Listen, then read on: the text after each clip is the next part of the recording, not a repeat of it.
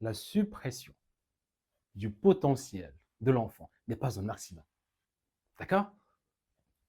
Je vais essayer d'être le plus solennel possible à cette étape. La suppression du potentiel de l'enfant n'est pas un accident.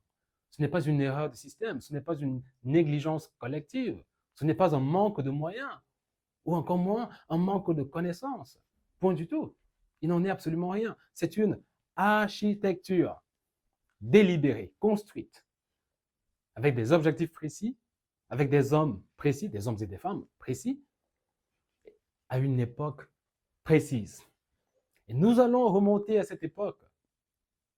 Nous allons remonter à cette époque ce soir. Vous verrez à quel point c'est fascinant.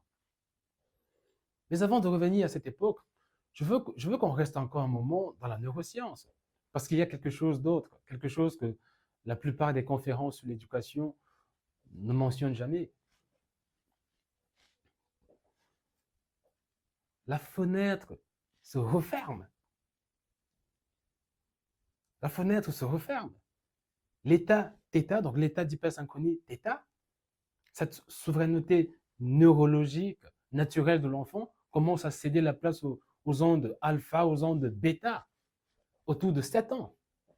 Le cerveau commence alors à filtrer, à évaluer, à inhiber. C'est normal, c'est le développement naturel. Le cerveau construit donc ce qu'on appelle le système inhibiteur, qui permet donc la pensée critique adulte, la concentration, le raisonnement logique et le raisonnement séquentiel. Donc c'est normal. Mais voilà le drame. Tout ce qui est un drame dans cette histoire. Il n'y en a plus d'un d'ailleurs. Ce que vous mettez dans le cerveau avant que cette fenêtre se ferme, si grave différemment. D'accord? Avec une profondeur, avec une permanence, une intégration, avec une truculence que rien de ce qui vient après ne peut reproduire. Souvenez-vous-en. C'est pour ça que les langues apprises avant 7 ans sont parlées sans accent toute la vie.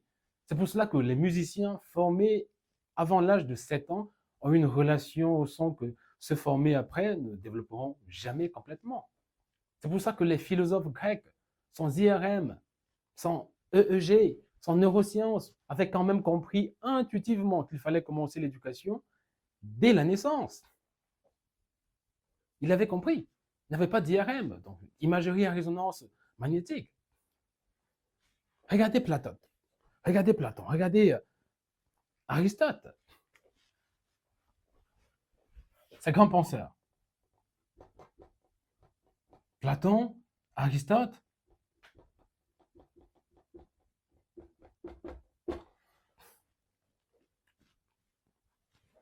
ces noms vous évoquent sans doute quelque chose.